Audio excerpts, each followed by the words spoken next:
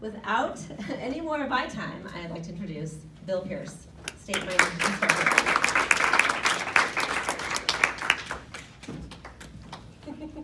Good afternoon. Hi. Thank you for having me. Yeah, I'm Bill Pierce. I'm the candidate for the Arizona State Mine Inspector, and like she said, we are the only state in the United States that elects their mine inspector in a partisan race. This was put into our Constitution in 1910 before we became a state. The reason they made it partisan was to make sure that when you voted for the mine inspector, by being partisan, you could be assured that he would not be in somebody's pocket. Yeah, times have changed, haven't they? I don't fit in people's pocket too well. Anyway, in all the other states, it is an appointed, nonpartisan, and merit-based position. We do only have 2 positions in the Arizona state government that require any experience for what you're running for. That's the mine inspector and the state attorney general. Those are the only 2 spots that have required experience to qualify to run for. I've got over 40 years in the engineering industry. I started my engineering career with the Michigan Department of Transportation as a materials buyer for the state of Michigan. I had to inspect and test all the highway construction materials. Where were they tested? At the source of production, in an open pit mine. Spent the first 5.5 years of my engineering career doing that. After that, I went into the private sector to learn a little bit more and to broaden my scope. And so I got involved with all phases of construction quality control, starting with testing at the source before construction, which put me right back into the mining situation, right on up to finished project.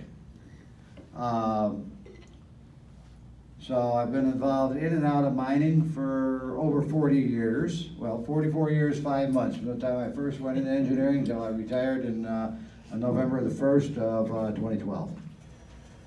After that, I took up the guitar, but we'll talk about that at a later date. Anyway, my certifications and experience, along with certifications, of course, through MSHA, which is the Mining Safety and Health Administration. That's the mining version of OSHA. I've also been OSHA certified in job site safety, along with, and through the OSHA, it also includes the subsurface endorsement, confined spaces endorsement, and, what I didn't mention earlier, a competent person card. That was by a different administration with the federal government, so so it does mean something. Actually, what a competent person card is the ability to identify various soil types by visually inspecting it in a trenching operation to determine what has to be done to keep the workers in that trench safe. Whether it's fine to just straight side it, lay it back, stair step it, use a trench box or shoring, just by being able to look at the soil and telling just by a visual observation what type of soil we're dealing with and what we have to do. Now, trenching is also very common inside the mines. They do a lot of trenching operations. I also was the quality control supervisor for an EPA compliant leaching pad at the Phelps Dodge Safford mine a few years ago, where I supervised a crew of about 9 individuals. We had a portable laboratory and everything set up there. Phelps Dodge actually tried to hire me to work in their laboratory. The guy that hired me said I'd be taking his job because I was better qualified than him. I didn't want to move up there. So besides that, Mary Ann was still working, so she didn't want to leave her job either. Anyway, some of the things that we've got here in Arizona. Right now, active mines, we have 293 currently active mines in Arizona. We also have 1,523 known, unsecured, abandoned mines. Those figures, you won't find them on the state's website. I found them on MSHA's website, which is the Mining Safety and Health, the federal government's website. It's a division of the U.S. Department of Labor. We also, according to the Environmental Protection Agency, even with the current yo-yo that's running the place, the current count on abandoned uranium mines in Arizona, 592. The majority of them on or near the Navajo Reservation. How many of you remember 3 Mile Island? Okay, how many of you ever heard of Church Rock, New Mexico? I see your hand, I know. Well, the 3 Mile Island, as we all know, was a nuclear power plant in Pennsylvania that suffered a meltdown in 1979. It was a reactor meltdown. It spilled a lot of radiation. But what most people don't realize, the biggest radiation spill in U.S. history occurred approximately 3 to 4 months after the 3 Mile Island. July 16, 1979, Church Rock, New Mexico, an abandoned uranium mine, a tailings pond. The dike around it let loose, dumped 90 million gallons of radioactive sludge into the Rio Puerto River, where it flowed 90 miles into Navajo County in Arizona. You've all seen and heard the reports of Navajo County or the tribe up there having to haul water because they don't have access to clean drinking water. There's your reason right there is a big portion of it. Uranium mining. Uranium is water soluble. It's reactive to oxygen. It has a half-life of 140 million years. You get it into the water supply, you won't get it out. It just is not, there's no way to filter it out. So that's why the Navajos don't have access to clean drinking water, because we contaminated it with that spill. July 16th, 1979, Church Rock, New Mexico. The governor of New Mexico was asked to issue a state of emergency after that spill. He refused. Finally, enough pressure was put on him to where he did finally issue a state of emergency. He issued it English only. This was on the reservation, and a lot of the older Navajos don't speak English. They never got the warning. But it was only, they didn't get it in Navajo, so they didn't understand what was going on. Uranium radiation exposure is a known carcinogen. It can attack your skin, your bodily organs, your kidneys first, your skin first, followed by kidneys. Anything that's closer proximity to your surface will be attacked. Your thyroid glands, it will also attack your liver, your pancreas. It'll attack a prostate in the male. It causes genetic mutations. Females that got into the water to haul water or to bathe or wash clothing after the spill developed vaginal infections and lesions. Men that got into it, deformed sperm, reduced sperm counts, and in some cases total impotence. Cancer is a high rate of cancer on the reservation. Also a high rate of obesity and diabetes.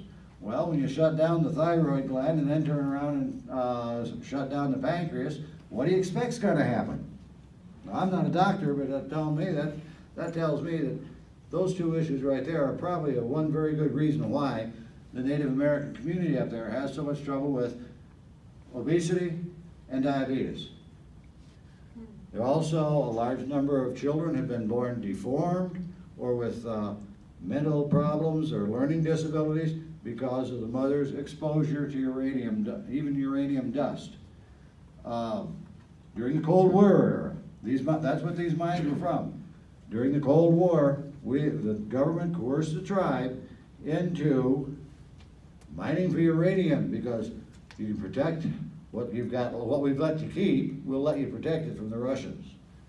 We didn't tell them what the safety, the dangers to the uranium mining was.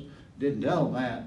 So they're set in, no respirators, no protective gear, and they come out. The average onset age of lung cancer on the Navajo reservation for a worker in the uranium mine was 44 years, 1 month. Now, in those days too, tobacco use on the reservation was almost non-existent except for ceremonial purposes when they smoked a peace pipe. So the lung cancer was not caused from smoking. In fact, the average onset age of lung cancer for a chain smoker, as one with 3 to 5 pack a day habit, was 65 years, 5 months. So it's safer to smoke than it is to work at a uranium mine. Now, talking more about uranium, that's been the hot button issue for a long time. And since Trump took office, 8,600 mining claims have been released or been let out by the Trump administration in the Grand Canyon watershed. Now, you remember that Obama put a 20-year moratorium on mining operations in the Grand Canyon watershed because they have not ever checked it. The hydrologists have never been in there to check the water flow, how it works out, how it's got some different water patterns up there than we have, say, at this elevation. They've got they call them cones, they're columns of water that they'll fill and drop off, fill and drop off. They don't know where it comes from for sure or how it reacts. So they did the 20-year moratorium on any mining in the Grand Canyon watershed. Well, that's been reversed by Trump to a point. November of last year, late November, the Ninth Circuit Court of Appeals upheld the Obama-era 20-year moratorium on mining in the Grand Canyon watershed. So unless Trump can get that overturned in the Supreme Court, hopefully we won't be mining the Grand Canyon. Scott Pruitt, our lovely EPA director, one of his first actions after he took office was to reverse the regulations on dumping mining waste into a waterway. It is now legal to do that. Well, like I mentioned before, uranium is water soluble. You dump uranium into the Colorado River, guess what's going to happen? You're going to destroy the drinking water supply for upwards of 40 million people. Almost the entire state of Arizona relies on Colorado River water for either drinking, bathing, irrigating, whatever. It also helps keep your groundwater supplies replenished. You get into that, you forget your cropland, you're not going to have any because it'll contaminate all the food. It'll contaminate the cropland in California, kill off a lot of the water supply for California. Get down into Mexico, Colorado River flows into Mexico, you're going to kill off their agriculture too. So now what are we going to eat? Can't eat just meat, because the cattle will get in there, different animals will get in there and graze and eat, and then they become contaminated. You know, it's not a very pretty picture.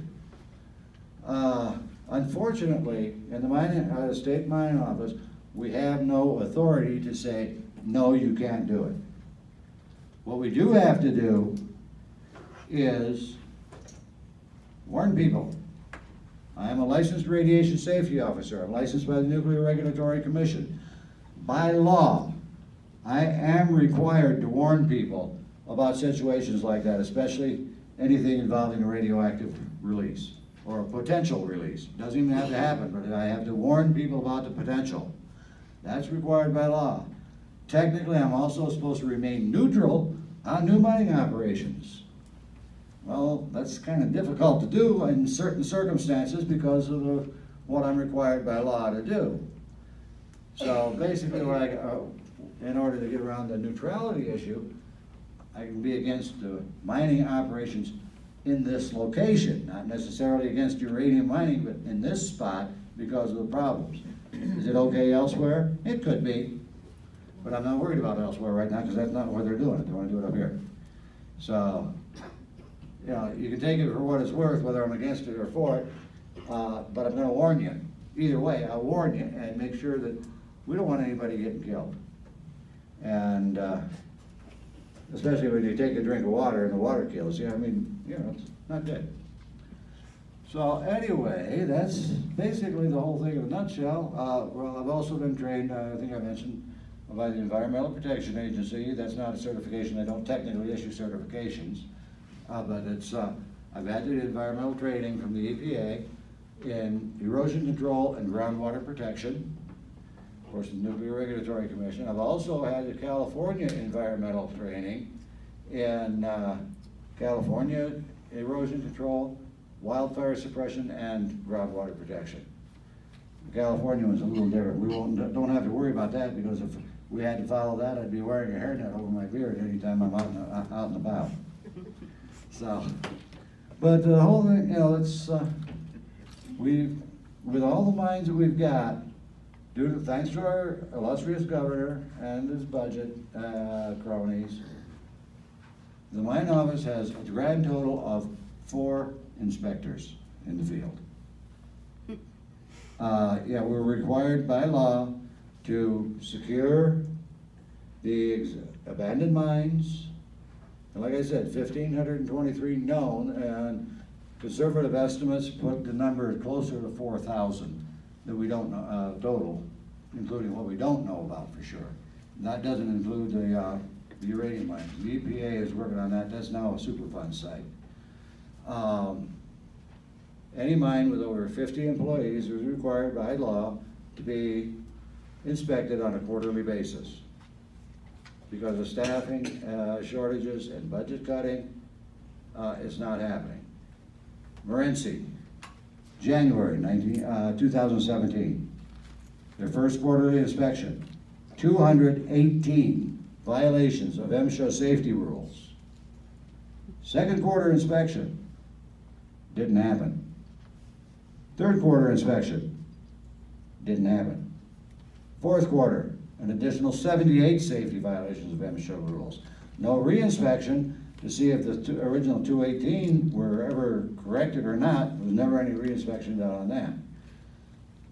Part of the problem is the budget, and the current mine inspector does not notify the people. I have a big mouth, and I'm not afraid to use it. I will notify people.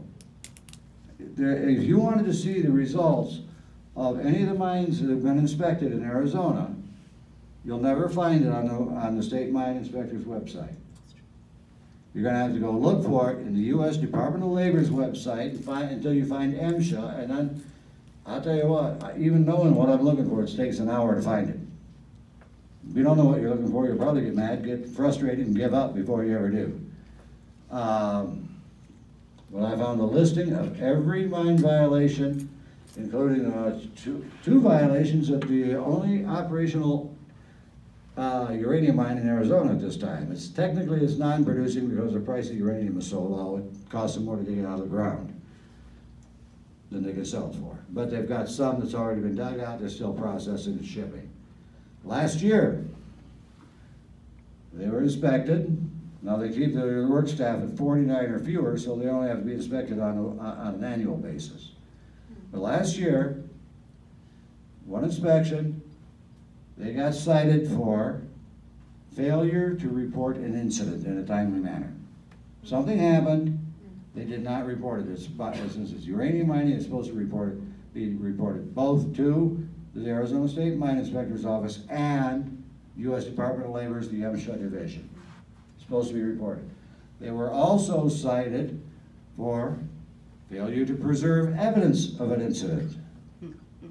Our current mine inspectors fined them a whopping $100 for each of those 2 violations, $200. In a uranium mine, it could have been a uranium dump into the river, and they'd have only gotten a $100 fine. Now, $200 total fine for those 2 violations, to me that's pocket change, that's ridiculous. I've got a researcher who works for ASU, and the office is up there, and she's researching to see, is there a set schedule for fines for the mine inspector agency to fine the mining companies for violations.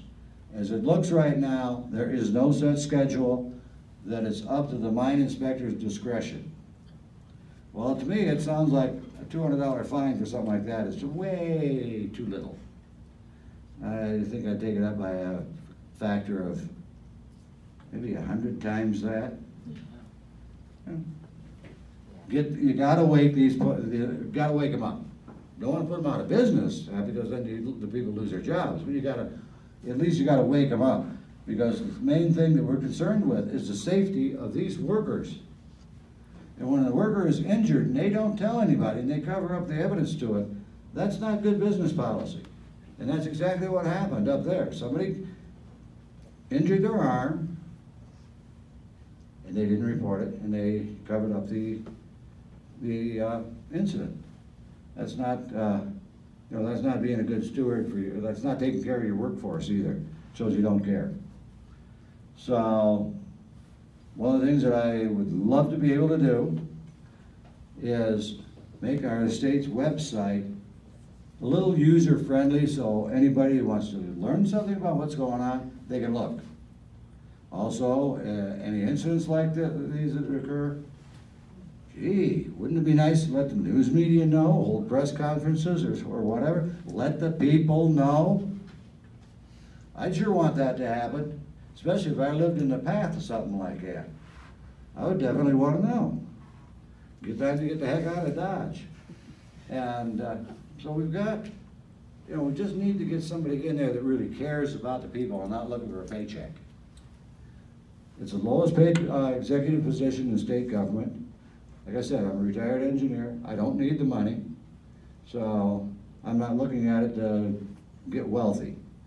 I'm looking at it because it's a position that I feel that we need somebody in that knows what they're doing and is not afraid to speak up and is not afraid to talk to the people. I have no problem talking to people. I can talk, I'm an old preacher, I can talk until I think of something to say. So, that part's true. So, anyway, so the whole thing is we just need to be aware of what's happening in our mining situation. We've got a number of mines in this area. A number of them have had major safety violations. You're never going to get a mine, you'll never come out of one with no violation, or very seldom. The only time that ever happens is our most common form of mining in Arizona. That's construction materials. That's the most common form of mining that we have in Arizona. Road gravel for the highways out here, that type of thing. That's the most common. We mine everything in Arizona from copper, nickel, we mine zinc, silver, gold. We have, I think it's 3 mines just for cement powder. We have gypsum mines for making your sheetrock.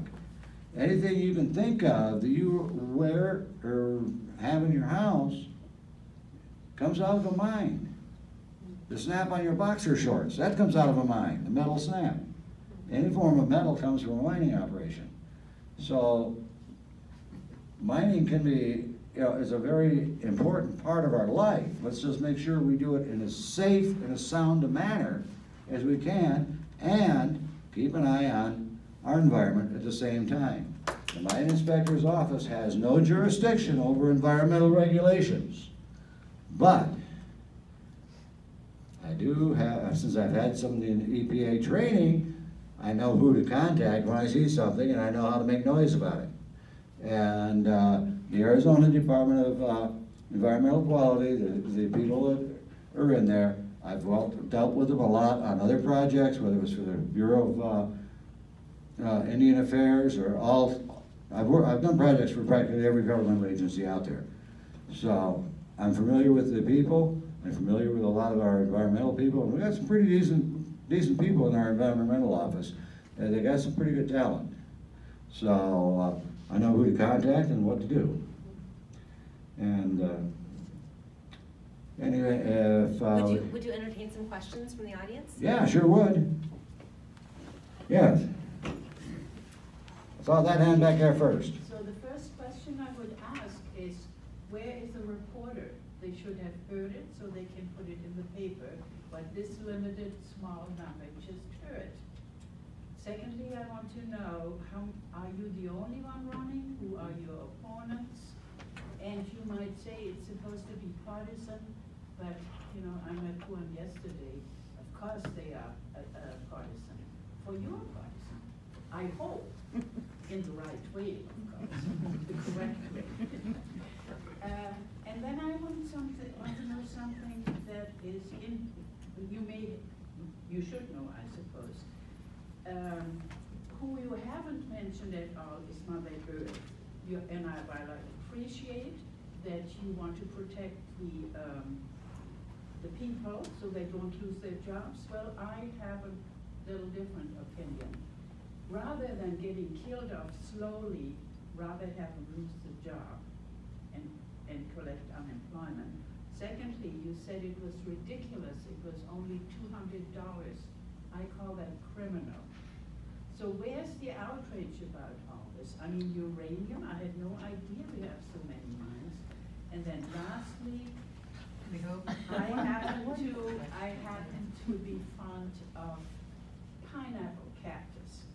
And when I took one mine tour in my life, and I never will again. It's the most I mean, it's just horrible, horrible, horrible to see what happens. And they were telling us, right up the road, that when we see pineapple cactus, we replant it. Do you have info if that really happens, or is it all bullshit? Well, I have to ask that we keep it to one question per person. That's about wine and cheese that is aging. but I will be, So are we. okay, but on the, On the pineapple cactus? okay, on the pineapple cactus, I have a hunch a lot of it is probably BS. I'll be happy to talk to you at length after the meeting, and we can address some of the other issues. The uranium, as long as, the biggest problem we have is the current mine inspector does not say anything. He was in the House till he termed out, and then he ran for the mine inspector's office, which is very seldom does anybody even really run for it. In fact, I was surprised when I started getting petition signatures, how many people, gee, do we actually have a mine inspector? Yeah, every single state has one. We're the only one that elects it. And like I said, it is partisan. I am a Democrat. And my opponent, Joe Hart, is a Republican. And he's running for his fourth and final seat on that. I just hope to beat him. And But are you the only Democrat? I am the only Democrat running. There were 3 others who were considering it until they saw my resume. And then they backed out. Yes. For your campaign, what succinct message will you use about yourself? Basically, that my job, that one of the things that I've been strong on is workplace safety and trying to keep the environment clean. I've listed that on one of the videos that's on my Facebook page about the workplace safety and the environment. There's a little bit of a background. I got to give my web guy a little more updated information on it. Why I'm so adamant about workplace safety. He just mentioned on my website that in 1985 I was nearly killed in a fall at work, which is true. In fact, I called my ex-wife and told her I was dead, and she's looking through my insurance policies and wondering how much she's going to get. Shock of shocks. It's going to take more than a bump on the head, but I fell 16 feet to a concrete floor and I landed right here. I fractured my skull from up here all the way to the base at 193 stitches in the back of my head.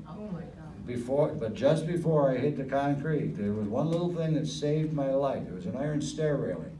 I brushed it with this ear. I brushed it so close, I actually peeled all the skin off the ear. And I hit it right here, and I shattered everything from here, all the way down to here, and back here. I was laid up for almost 2 years. I was on light duty. After I got out of the cast almost a year later, I was in a weighted cast. Everything was so badly shattered, they couldn't even surgically repair. They used heavy weights on a cast to try to pull everything back in line. It works. I still got it. Yes, sir. I have, well, one question, maybe you've already answered it, is it sounds like there's not a lot of power or teeth that you have to work with in the job itself. And I just have another question about the percentage of state lands versus federal lands in Arizona. Okay, the position, we're a regulatory agency. We do not set policy. We have no authority to set policy. We're strictly regulatory.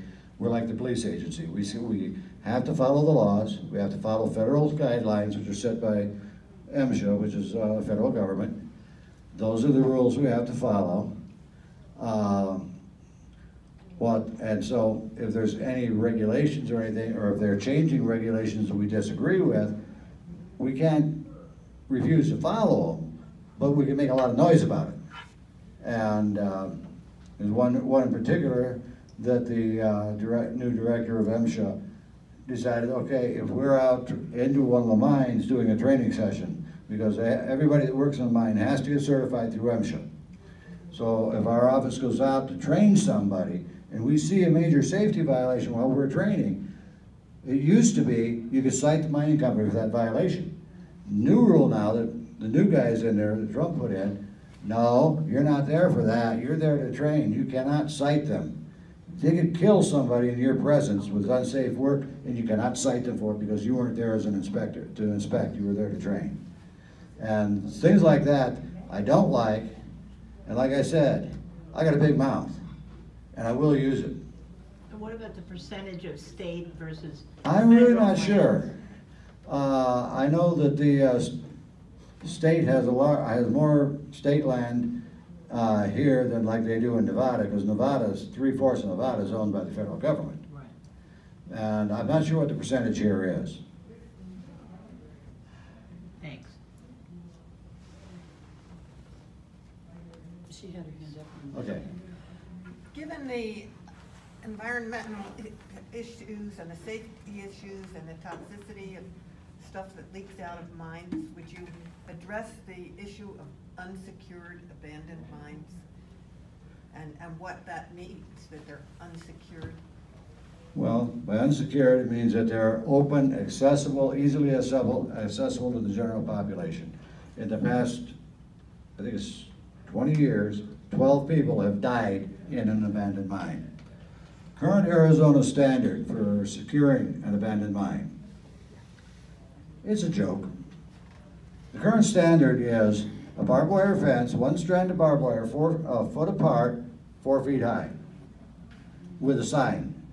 It says, warning, abandoned mine, keep out. That's your security. If it's got that fence around it, it's secure by state law.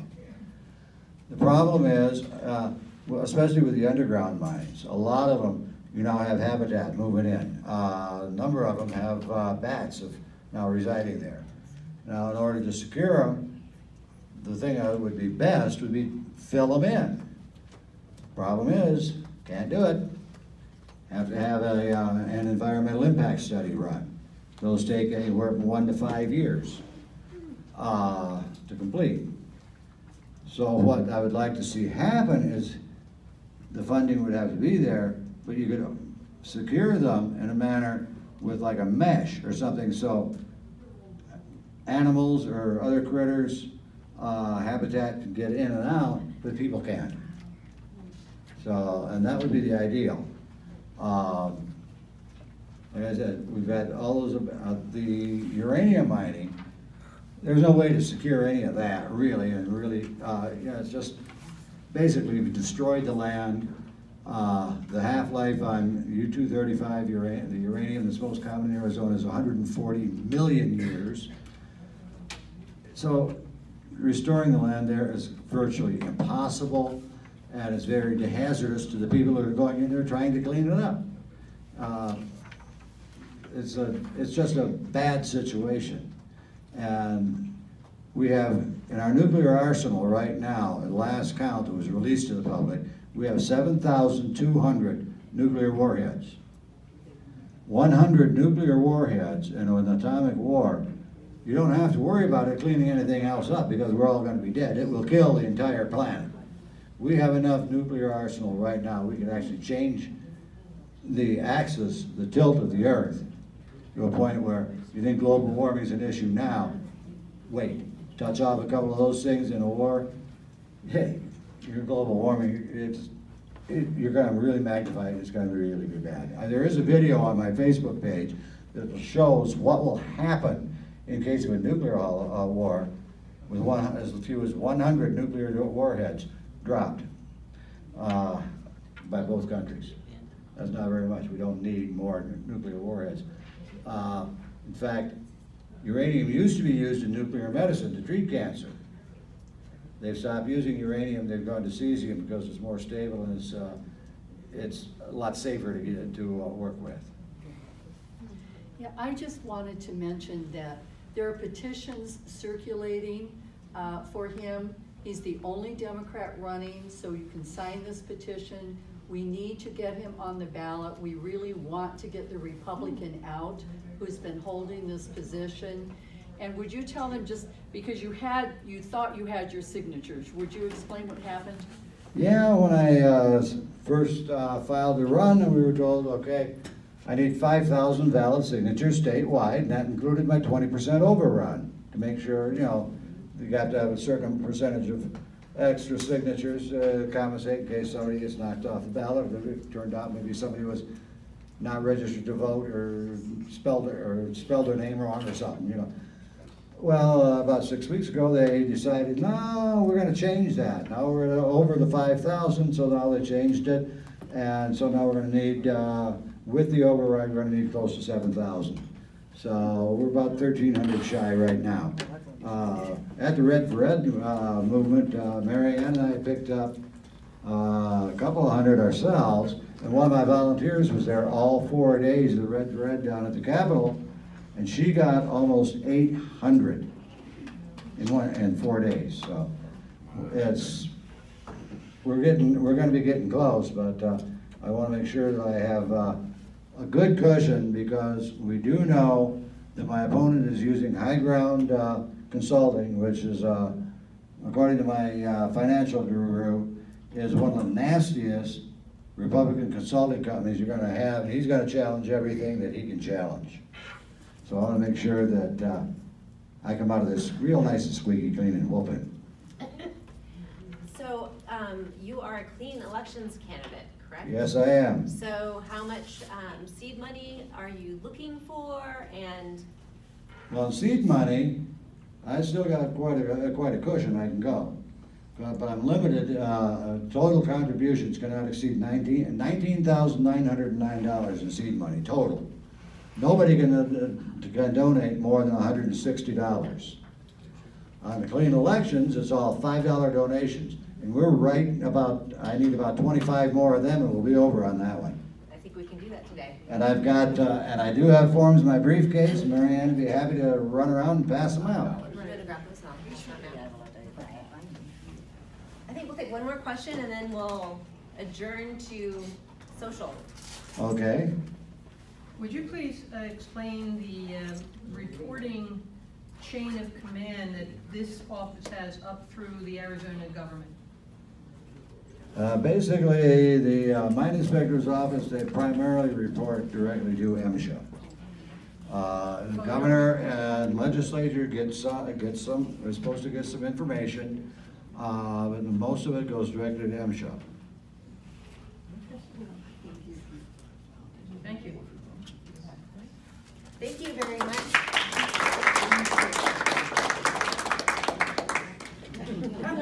Finance, we're figuring it out.